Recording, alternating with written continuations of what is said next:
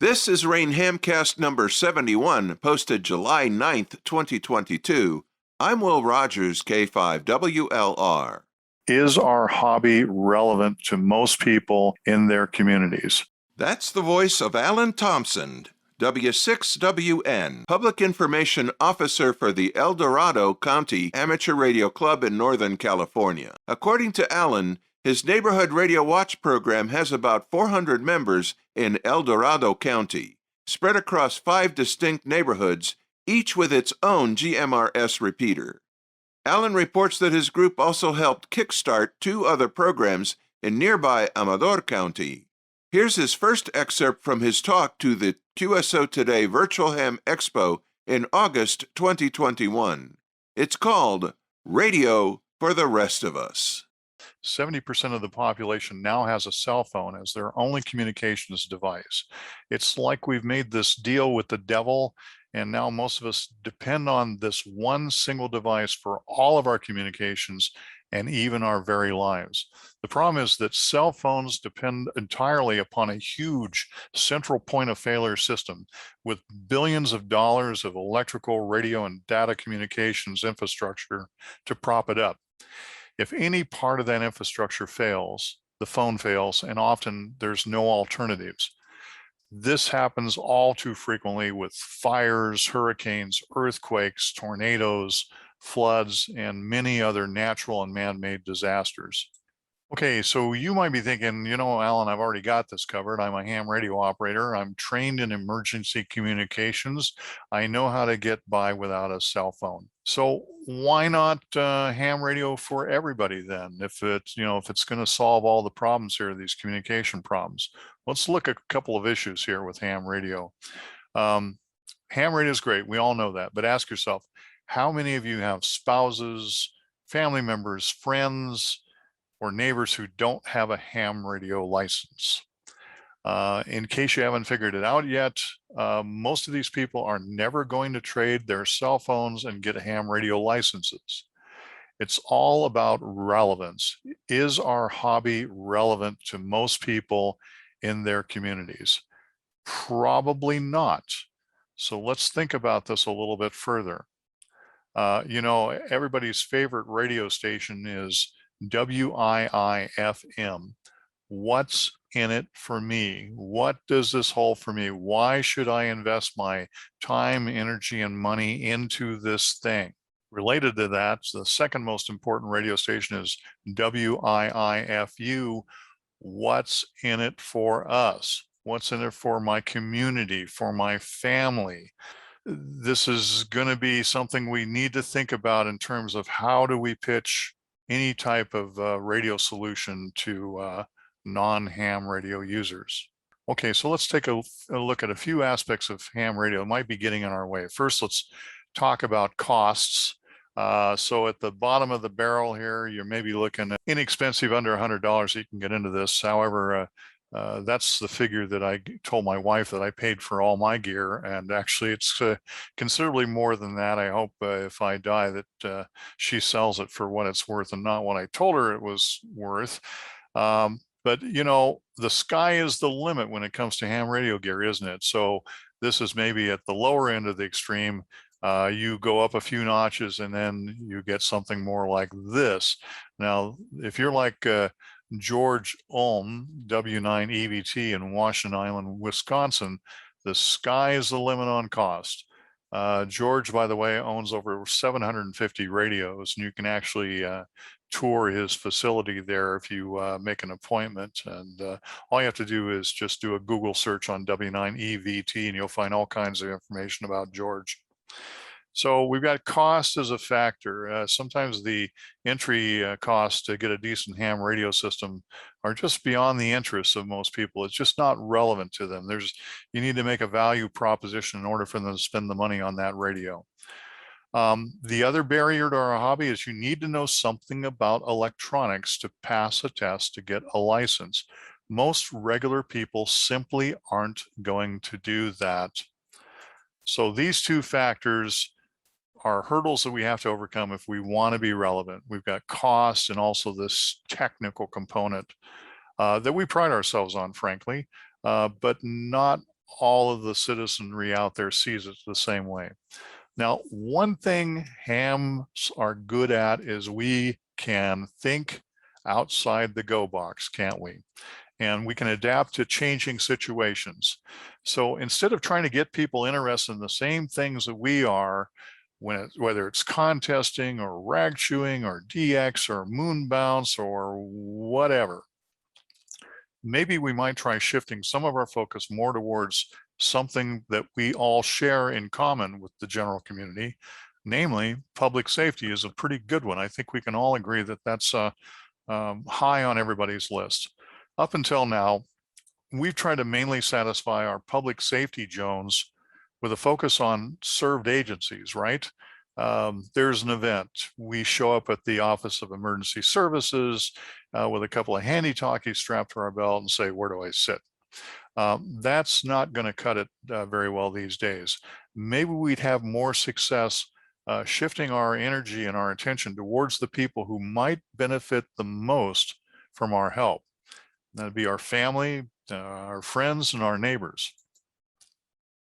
And this is where we kick into neighborhood radio watch programs. How do we go about this? One thing that we've done is we've implemented these neighborhood radio watch programs in our communities here. We actually have 6 neighborhood radio watch programs that are running right now in El Dorado County.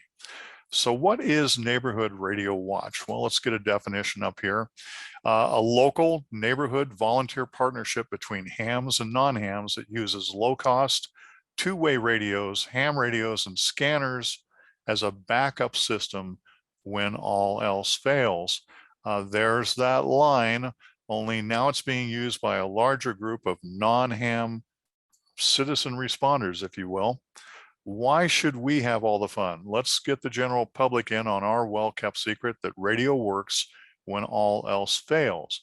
But let's not drag them kicking and screaming all the way into ham radio. I think there's a happy medium, kind of a common ground from where they are now without radios and where we are with radios. I should point out here that neighborhood radio watch programs aren't a substitute for 911 or code red or first responders. It's simply intended as a backup system for when all else fails. When your cell phone isn't working and you can't call 911, you can't get code red messages, and first responders don't know where to find you. We don't issue evacuation orders. We don't rescue people. We don't administer first aid. We don't fight fires. That's left up to the trained professionals to do. We build our neighborhood radio watch programs around the use of scanners, commercial grade radios, and the general mobile radio service, which is abbreviated as GMRS. GMRS is a channelized service. It shares the same 22 channels that are used by simple FRS, which is family radio service radios. Those are the little cheap blister pack radios that are made by Midland and Cobra and Uniden and a few others that you can buy at Lowe's, Best Buy, or Radio Shack. That is, if you can find a Radio Shack.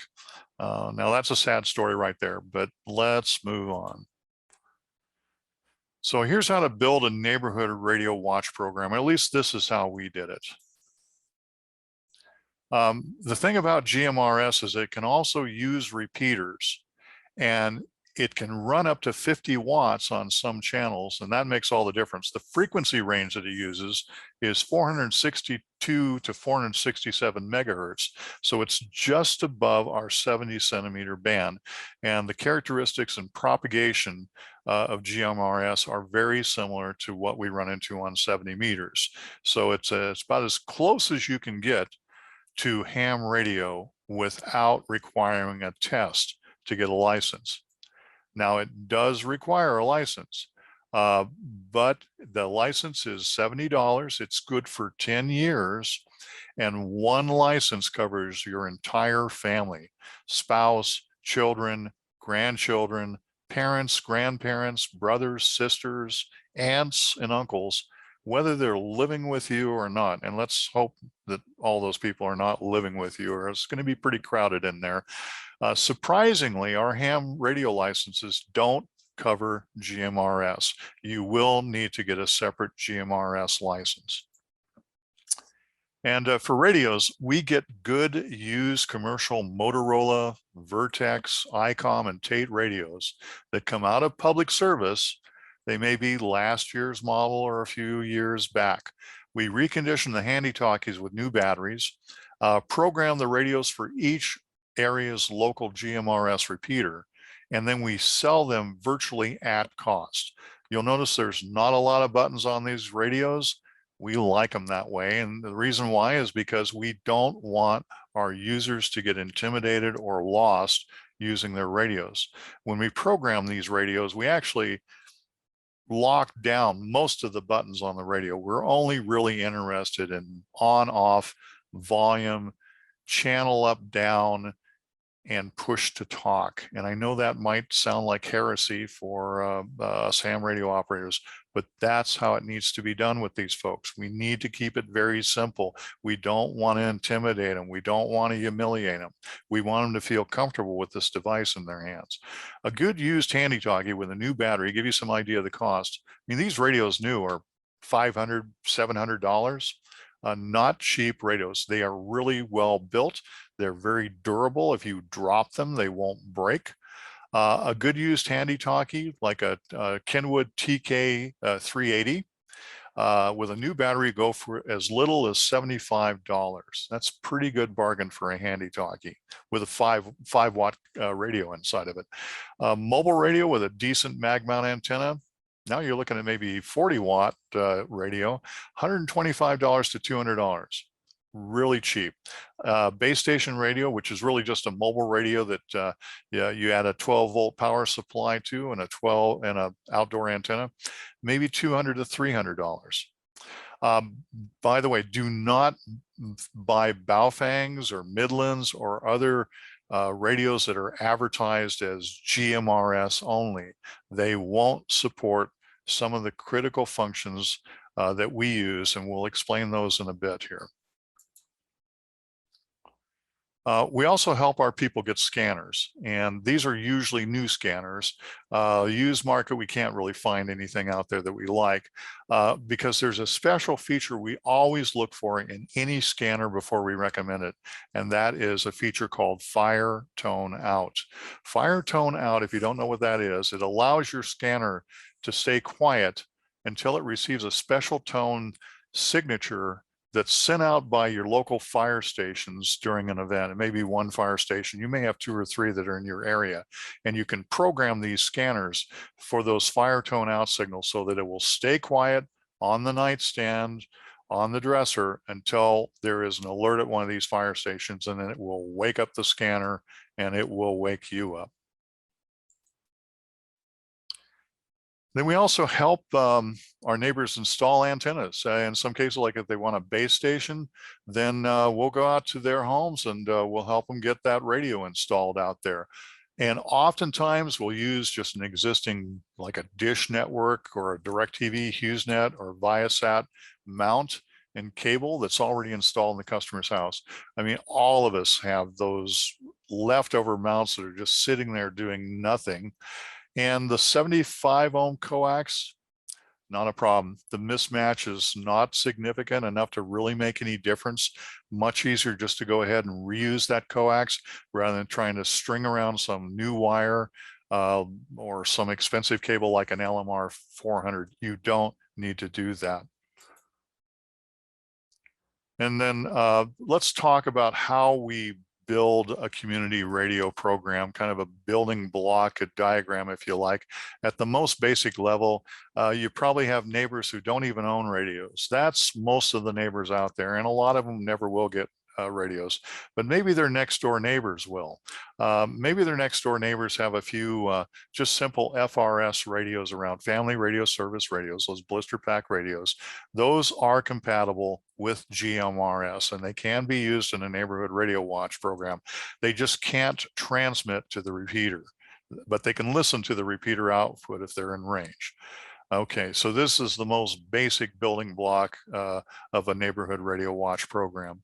Now, next you add to that some folks that have GMRS radios, and they can talk simplex with their FRS neighbors. Again, they share the same 22 channels, but they can also talk to the repeaters. And so because we're in the Sierra foothills, some of these GMRS neighbors are also located on ridges and hilltops. This gives them an advantage in being able to spot and pinpoint fires quickly. We call them our falcons. Many of our falcons also become net controls. Yes, we do have net controls in our neighborhood radio watch program, and we'll talk about that in a minute. Their location, those higher locations, also give them a better spot to hit the repeaters from. And that's one of the reasons why we like them for net controls, because they get a good strong signal. Now you add a repeater into the mix. So a 1 to 5 mile simplex radio range now becomes 20 miles or more. And sometimes we don't even need that to cover an area. So we will sometimes adjust the power levels and adjust the antennas just to cover the geography that we need to cover. And here's a map here. This is from mygmrs.com. And you can see our 5 repeaters there. They're all labeled EDC, ARC 1 through 5. And we've got them spread out here. They're all currently running 20 to 50 watts, depending upon the location. And they will have different antennas to shape the propagation there. And again, this is equipment that's come out of public service, relatively inexpensive. We can put together a pretty darn decent repeater, about $500, $400, $500, something like that. And we do situate these repeaters at known sites that have protection. They've got generator backup power there. They've got fire suppression. Usually we will co-locate these in vaults that we already have our equipment in for our 2 meter and 70 centimeter repeaters. Established relationships really help here. Okay. So now the next level up here in this layer cake is you drop in a few ham radio operators. Oddly enough, our ham radio license does not cover GMRS, so you will need to get a GMRS license, like I mentioned earlier. We like to refer to these neighbors as our mother hens, because the mother hens they can also talk to the GMRS repeater, and they can also do the heavy lifting in case there's any traffic that needs to go out of the area, in case folks cannot reach 911 or police or fire or first responders. The ham radio operators can do that. And then there's one other piece here that is a special alert tone that's supported by the radios that we've chosen. This is Motorola's Quick Call 2 pager technology that we use, and neighbors can leave their radios in a pre-programmed alert channel and avoid the chatter that might be on the repeater channel. So here's the radio sitting in the charger on the nightstand. It's quiet unless somebody sends the alert tone out, which will wake the radio up. And if there's something happening in the area, that's when we do this. So now you'll get a chance to hear that tone. And believe me, it is loud when it goes on.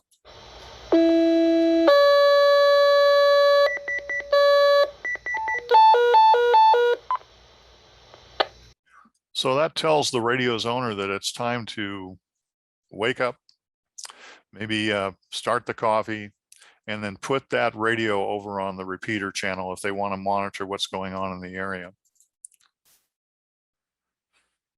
All right, so some of the things that we do, I mentioned that we do actually have weekly nets. I call them safety nets. And in each of these 5 areas, there is a distinct safety net that takes place on a certain day of the week at a certain time and on a certain frequency. And we do this so that they can learn what to do before an event strikes. We don't want people just sitting with a radio in their house and then just waiting for somebody to call them. We want them to be active. So we encourage them to get on the net every week, and for more than a couple of reasons. These nets help neighbors ensure that their radios are working, that their batteries are not dead, and that the repeater itself is working. It helps to kind of stress that repeater, make sure that it's going to stand up under a load before we really put a serious load on it. And also it teaches folks how to use their radios before there's an emergency. So they're not trying to fiddle with buttons and push things and not understand what to do there.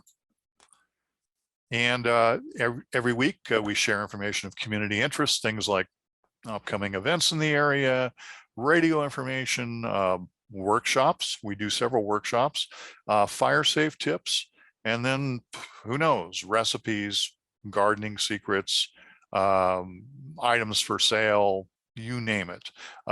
Same kind of gab that we do on our ham radio nets, just at the community level. And believe me, people love this. They think this is great because they don't really have an equivalent alternative, do they?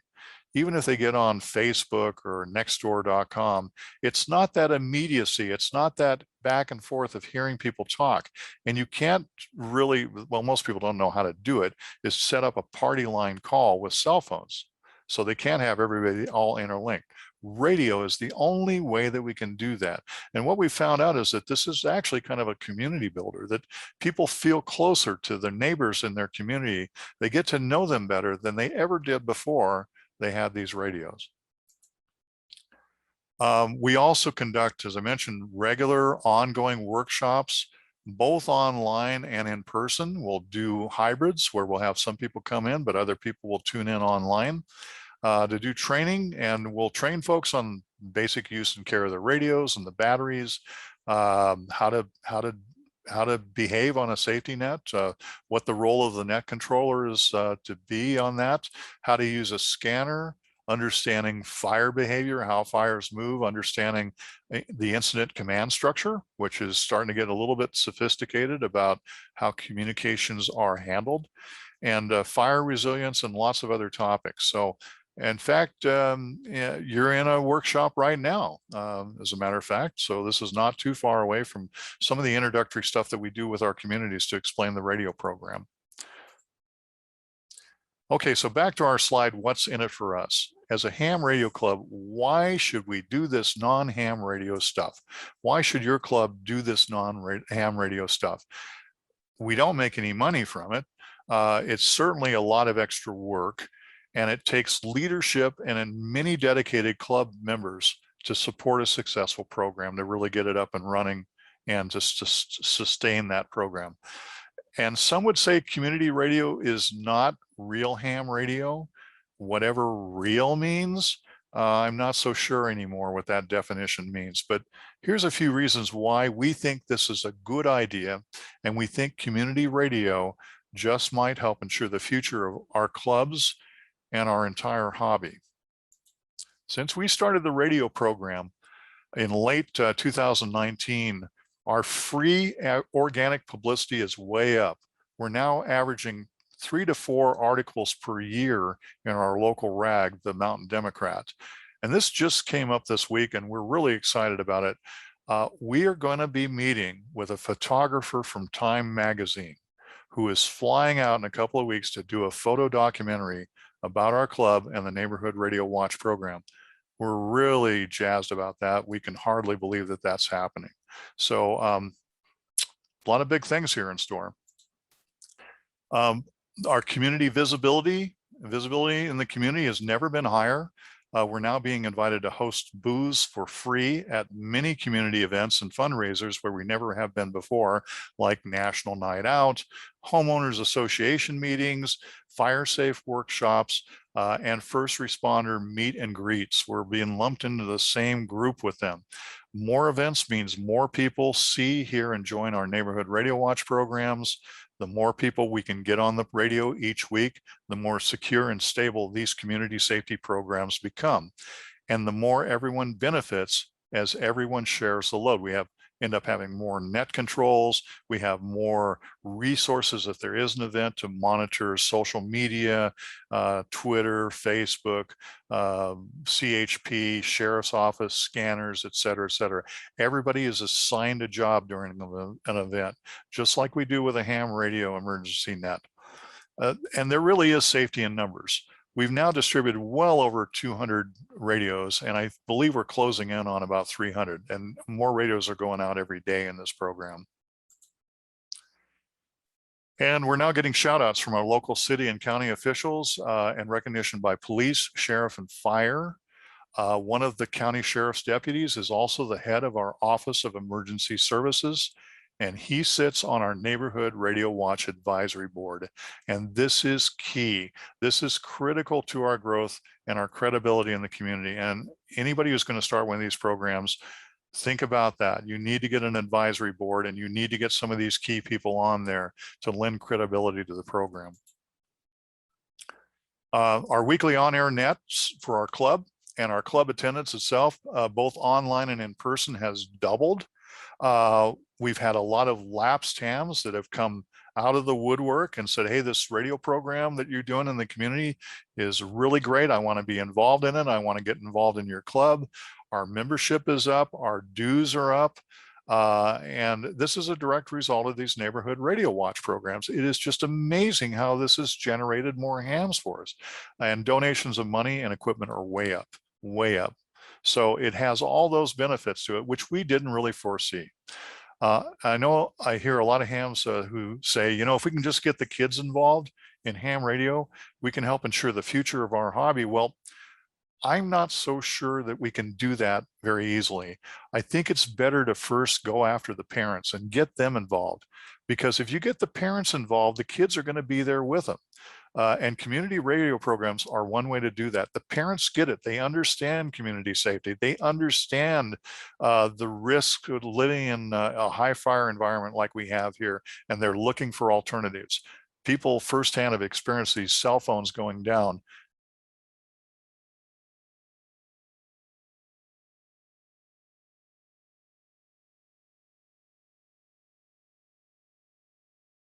And they know what that feels like when they're cut off. One of the worst things that could happen is we have the cell phone shut off and a fire breaks out, and people cannot get any emergency alert notifications about the fire. And if you're convinced that getting kids hooked on radio is a good way to grow our hobby and ensure its future, then it might help if you think of community radio programs as being a potential gateway drug, if you will, to ham radio in a good way. That's been our experience with many new hams first discovering community radio and then going on to get a ham radio license. What could be better than that? Okay, thanks everyone for spending your time with me today. I'll be around for questions, and I'll be available for follow-up by email if you or your club are interested in learning more about how to start your own community radio program. And special thanks to Eric Guth, 4Z1UG, and for making this presentation possible, and to the wonderful staff and the sponsors who've helped put on this amazing virtual ham expo. I know I've gotten a lot out of it, and I hope you have too. Have an excellent weekend, and 73. Okay, and what I'm going to do is there's questions coming in already here. Let me see what we've got here. We got about 27 people, so we still have people joining us for the online Q&A. And I know sometimes I ran into this yesterday with the presentation we did on phones, fires, and failures, that it takes a little while to get back out of the presentation and then to get to the link and then get into the chat here. So we'll hold on here for just a bit. There is a website. I'm going to post a couple up here. If you do Facebook, if you do a search on Neighborhood Radio Watch, you're going to pull up our Facebook group. We got about 250 people that are signed up for that. We also have resources that are on our club's website for the Neighborhood Radio Watch program. So let me put this in here. So if you go to our club's website, that's edcarc.net. And then along the navigation on the top, you're going to see Neighborhood Radio Watch. And we have quite a few resources that are up there that cover the radios and some of the training issues and how to get a GMRS license, things like that. So you'll be able to find quite a bit there. And then you can always follow up with me for more information about the program itself. Also, I've had some people already ask about whether I can do presentations for other clubs on the program. That's perfectly fine. I'll be happy to talk to you about getting those set up. I've probably well, when we first started the program was back in around April of 2019. Shortly after I had come back from working up in Paradise on the campfire disaster recovery efforts there to help get T-Mobile's cell phone service back up and running.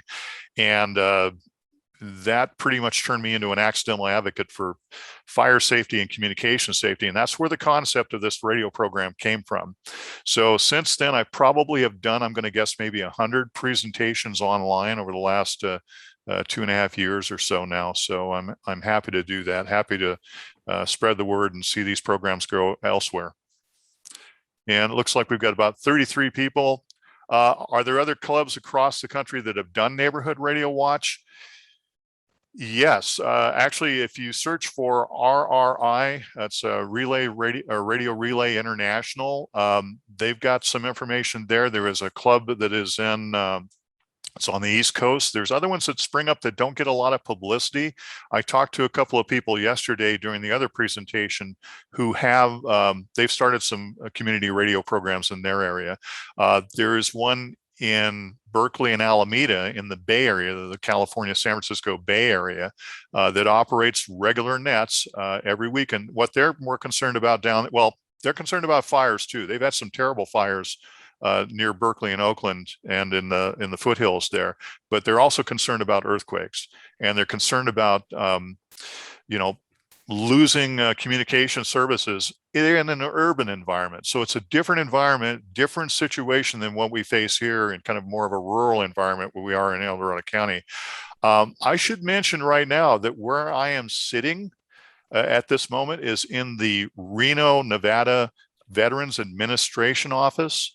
And the reason that I am here is that I had to come up and do some training with the folks here on a portable emergency satellite internet system that they're going to be taking up to Susanville, about 100 miles north of here, and setting up tomorrow morning.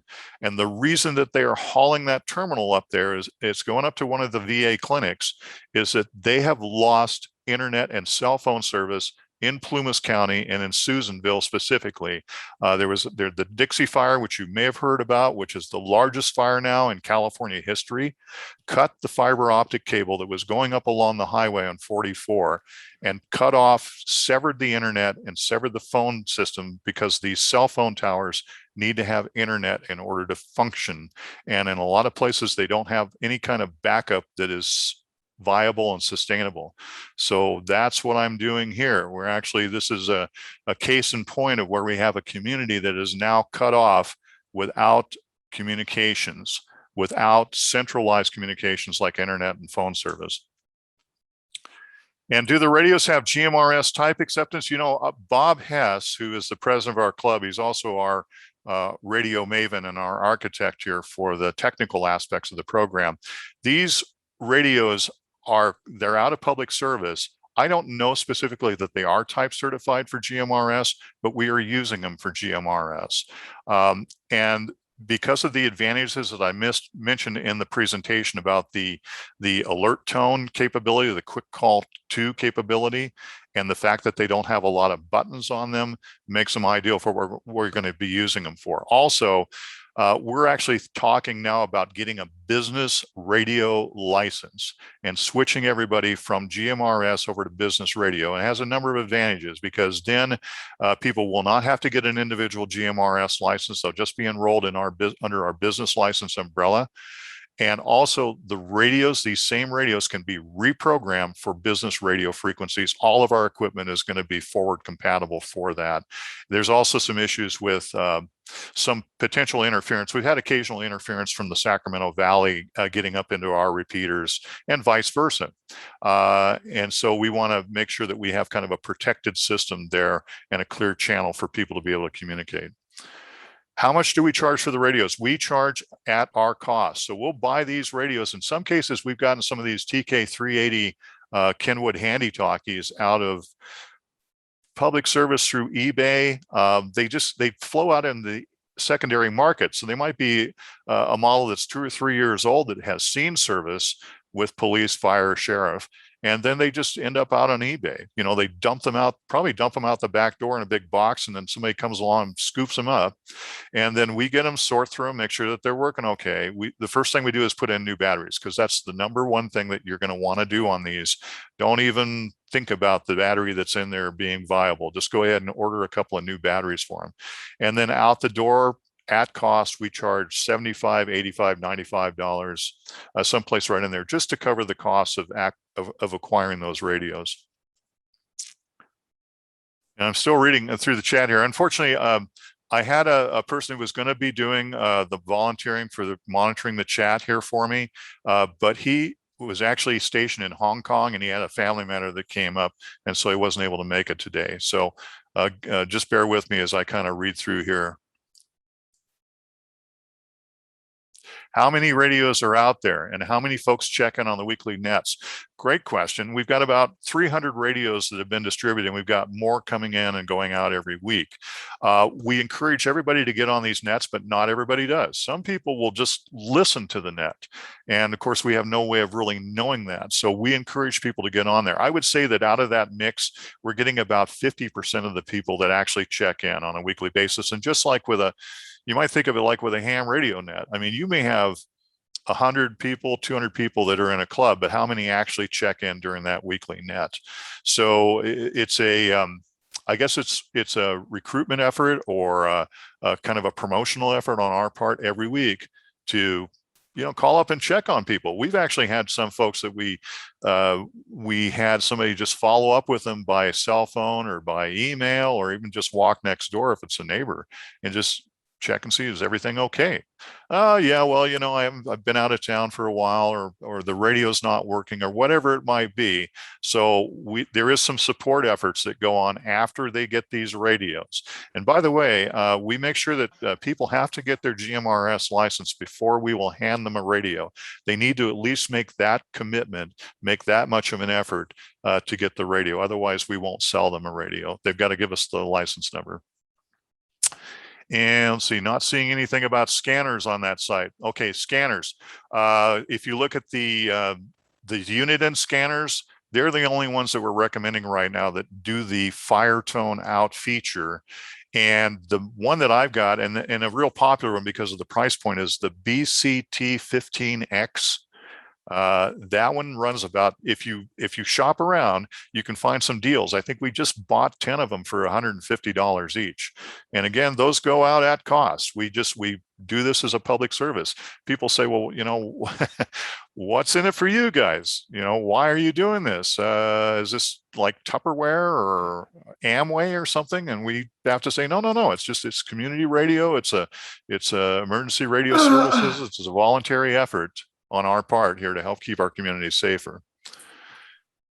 Does it do real-time neighborhood watch reporting, or is it only response to the fire tones? No, the nets are there all the time. Let's see if I understand the question. Real-time neighborhood watch reporting, or is it only response to the fire tones? The fire tone out feature is really for and the alert feature that's in the radio. These are two different things that are going on. The fire tone out feature allows people to have the scanner program for the different resources that are in their area, like police and fire, and the different fire departments issue these fire tone out commands. So somebody could have the radio on in the middle of the night, but they wouldn't be listening to a lot of chatter on there unless there was an alert sent by that fire station, and then that would wake up their radio. So it's a safety measure. Instead of them hearing every police call or every sheriff's office call, or I mean, we even have channels for like animal control and things like that are programmed into these scanners. So rather than listening to all that, it kind of keeps that quiet until they really need it. Kings Point Amateur Radio Club in Sun City Center does something very similar. Our concern is hurricanes. And that's the thing about this. I want to emphasize this. In our area, it's fires. Right now, we had a fire that just broke out last night that is in the South County of Dorado County. And we've got 2 radio programs down there. These are kind of neighborhood. They're kind of restricted geographically because of the foothill environment that we're in. So we don't cover like the whole county with one repeater. We have 2 repeaters down in that area. And there was a lot of chatter on there last night when this fire started up, and there is right now going on. I can't monitor it from here, but it's there. And there's a lot of stuff that is going back and forth across our Groups.io sites. We also set up a Groups.io site for each one of these neighborhood radio watch programs, so that people can sign into that and they can exchange information through there. So of course they need to have a computer or cell phone, and they need to have internet service. So, but we also provide all of these other ancillary support mechanisms, if you will, to help support those radio programs. And I have heard from other people, the radio programs actually got their start on the East Coast. And the reason why is because he saw these hurricanes coming in that knock all the cell phone towers down, and then there are no communications. So it's not something that, it's not something we thought up. When I first got this idea, when I was up in Paradise and we were rolling around in trucks and we have no communications up there other than a handful of FRS radios, just the cheap blister pack radios, that's when I started to think about this idea of what if people had, not hams, but what if just regular people had radios in their hands on the day of this fire? Could that have saved even one life? So that's where we started from. And then when I started doing research, I found that there's a lot of different groups online that are in the country that are doing the same kinds of programs. So we have somewhat radioactive CERT group that has some interest in ham radio, but that does not seem to be all that interested in joining the other radio groups. Yeah, you're going to find a mix here, and CERT is all across the map.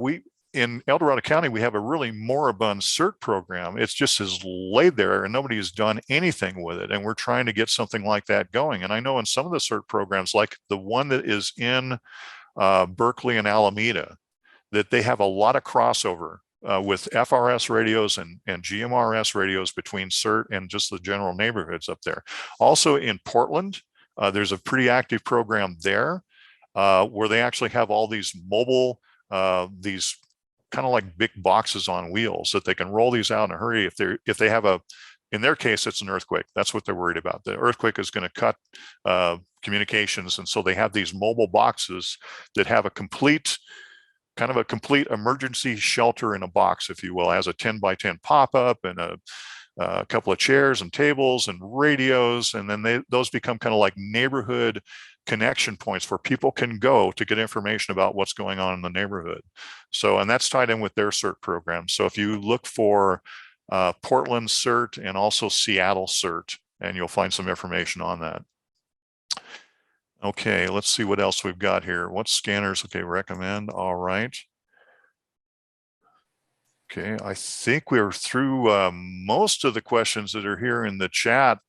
Does anybody have any other questions? Which, if you'd like, you can ask them. Just unmute your microphone and we just ask them live.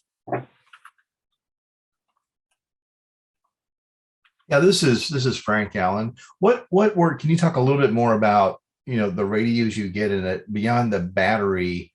What you're doing to get those ready for the citizens, the non-ham folks, to be able to use those radios? Yeah, it's really the batteries on the handy talkies, and then it's the programming, to just basically reprogram the radios to lock down the front panel buttons and to just get it set up for the GMRS repeater that is in their area as the primary. And we set those, by the way, you can also, set a primary or a home channel, and the radio beeps when you turn the channel up down knob. It beeps when you're on your home channel to just give you an audible alert as well. And then we'll also program, if they're in certain neighborhoods where there may be 2 or 3 repeaters that they can also hit, we'll program in those other repeaters. We'll program in a few FRS channels and a few GMRS channels so that they've got some interoperability and they can do simplex. And one of the things that we do train them to do is to learn how to use simplex in case the repeater's not available, that they know what else to do there, that they can at least talk, a few miles and get a hold of their neighbors, and maybe their neighbors can relay information out of that area. But with the radios, we clean them up, wipe them down, disinfect them, things like that. In some cases, they need, in the base station radios and the mobiles, excuse me, they may need to have a new microphone. The microphone may be bad or the cord may be damaged, things like that. So we'll get that. And then, then we'll also help with as I mentioned, we'll help some people install a base station radio at their house there if they need that. Okay, thank you. Appreciate that. So it's primarily for the handheld. It's battery and reprogramming. You're not doing any other mods to the radios themselves. Not really. There are excuse me, with the Kenwood 380s, which we used a lot of those are already, there's 3 different versions of them, and we get the version 1 radios, which are already set up to work from 450 to 480 megahertz. So we don't have to modify them in any way for their frequency, and there's nothing inside that we need to do to those. So we will test them just to make sure that they're working okay. And then, if somebody does get a bum radio, if it passes through our QC and gets out there, just have them bring it back, and we just give them another one. So again, it's not a money-making operation, so we're not worried about that. And I had mentioned that our donations have gone way up. Donations have gone way up, specifically people donating money to help support the Neighborhood Radio Watch program. So it's been a real a surprise to us. We didn't expect to see that, and it's helped the program immensely to have that financial support in there.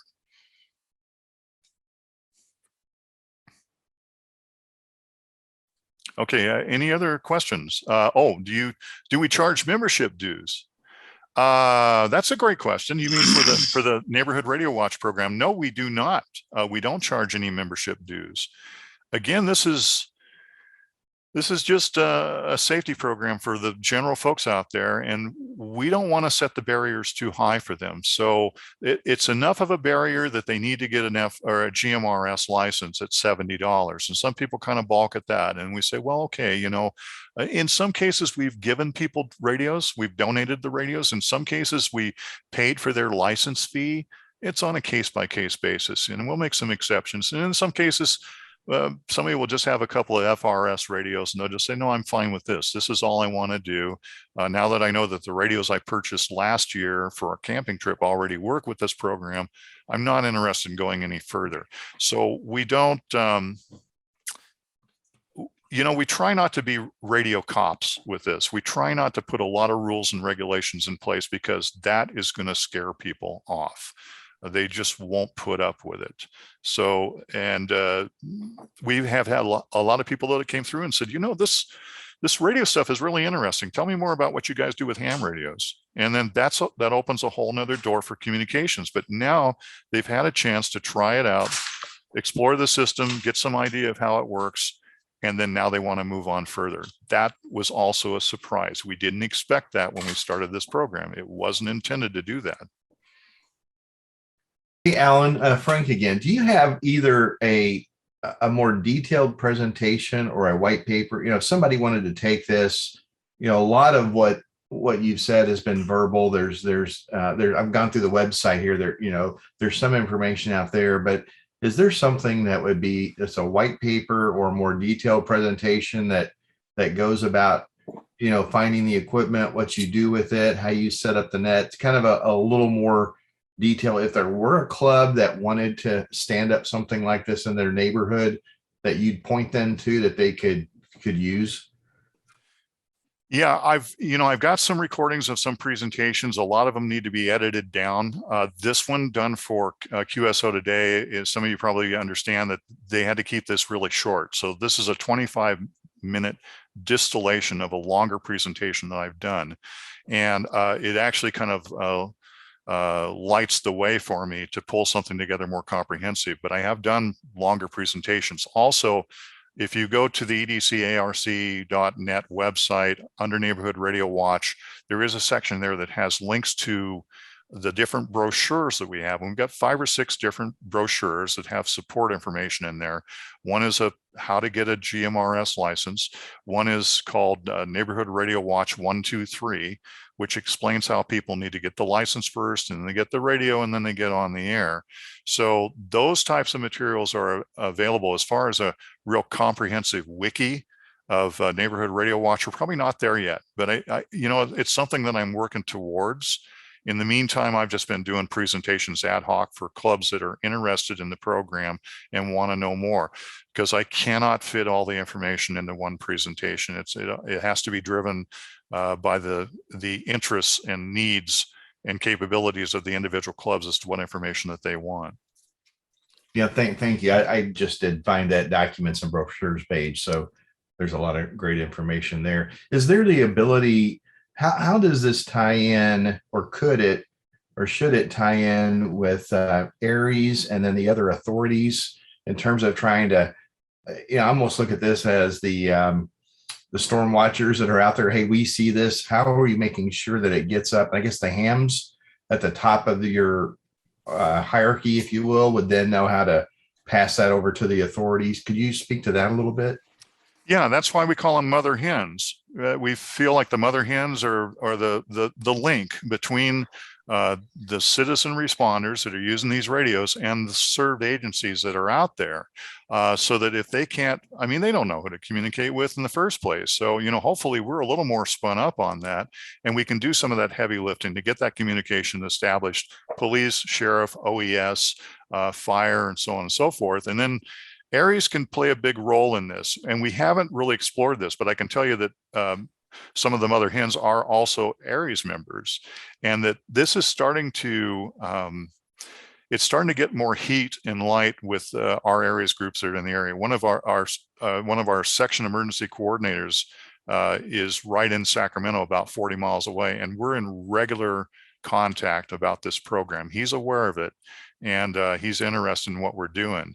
And the interest level varies depending upon which area you're in. In the foothills, we get a lot of traction with it because we're so worried about wildfire here. So people get it. In Sacramento Valley, not so much. Sacramento Valley, their main concern is probably a flood every 100 years or something. They're just not, they don't have the same environment that we have. So, but yeah, I think it's a natural fit.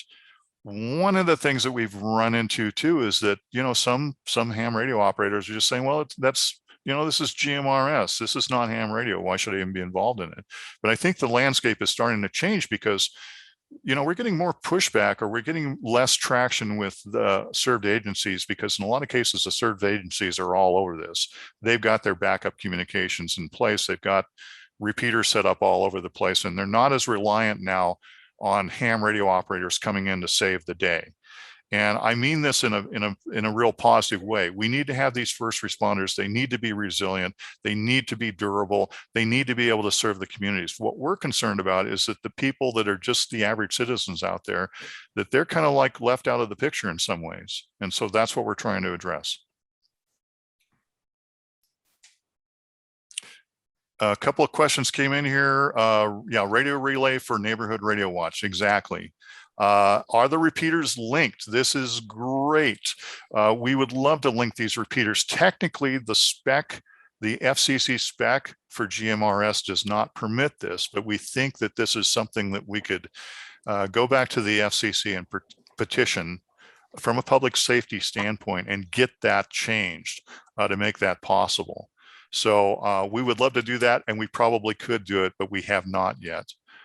Fortunately, we have people that are spread between these different neighborhood radio watches. We all communicate pretty regularly, so we keep things interlinked that way. So more like sneaker net rather than anything else. And do you need an outside antenna for the scanner? No, in most areas you don't.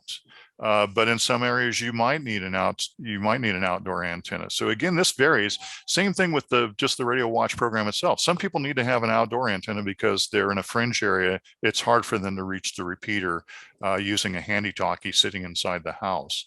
So that is just going to vary from individual user to individual user.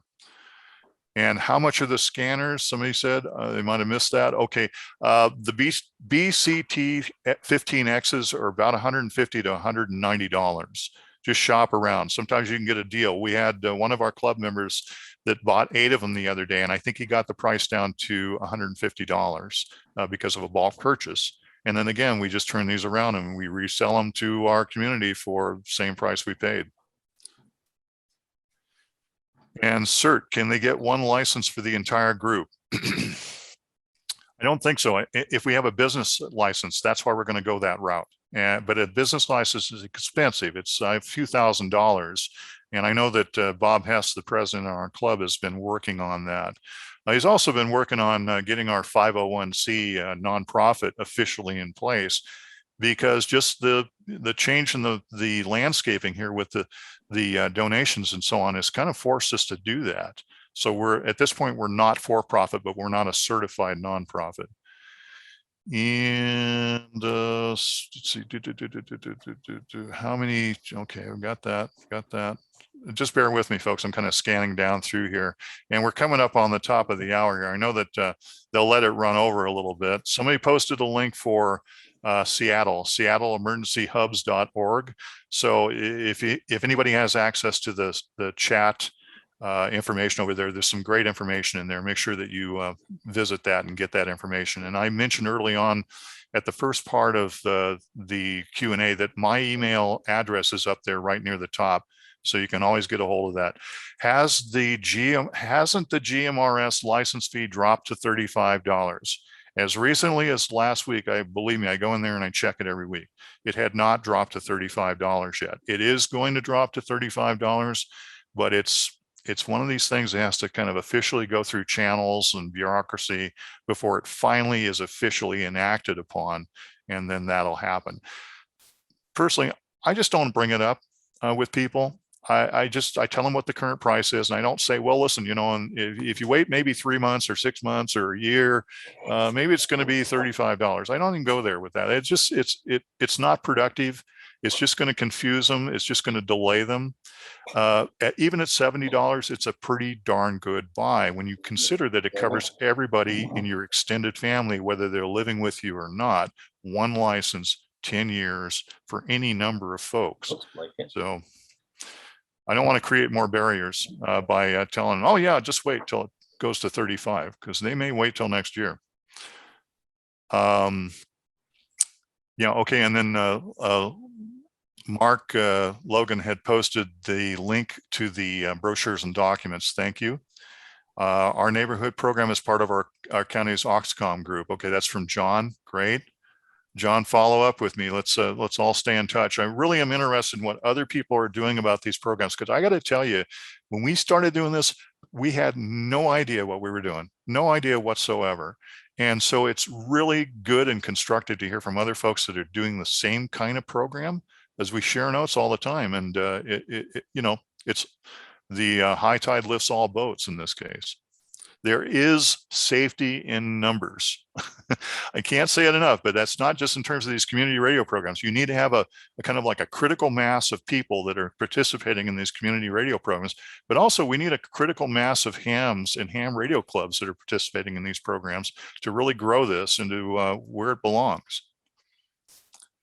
And LA County next Saturday, there's an interoperability exercise. Yeah, LA County and the Southern County Basin, that whole area down there, they're really spun up on a lot of this stuff. In fact, they're one of the few counties that is trying to force the cell phone providers with any new permits to make sure that those cell phone towers don't fall down in an earthquake.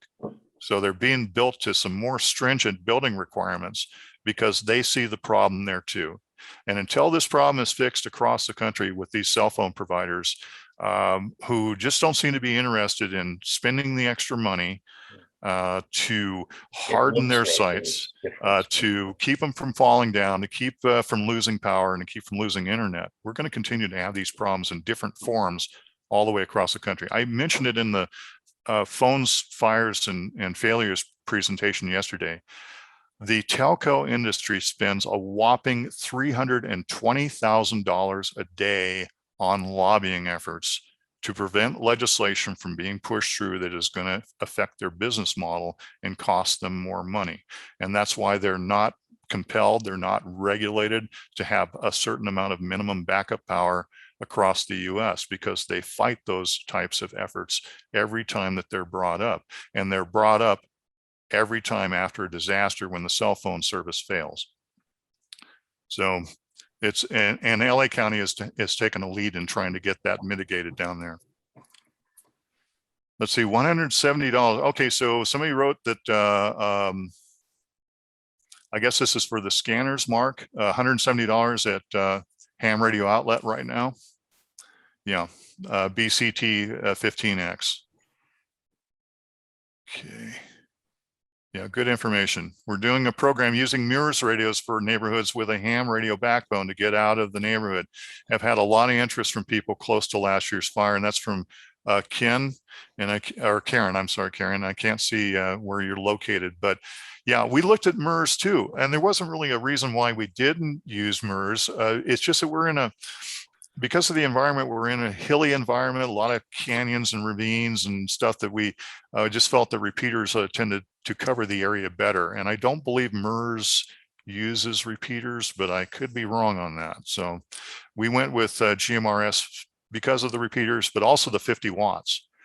50 watts in a mobile radio. I mean, that's what I run with my, in fact, I only run 40 watts in my ICOM 2730 in my car on 70 centimeters. So that's why this GMRS starts coming really close to what we're used to in ham radio. Yeah, no repeaters in MERS, according to John, K7TY. Thanks, John. Okay, folks, well, listen, it's 12 o'clock, and I know that there's other presentations getting started here. I sure appreciate everybody checking in and viewing the presentation, and then also the Q&A here. So thanks everyone for joining us today.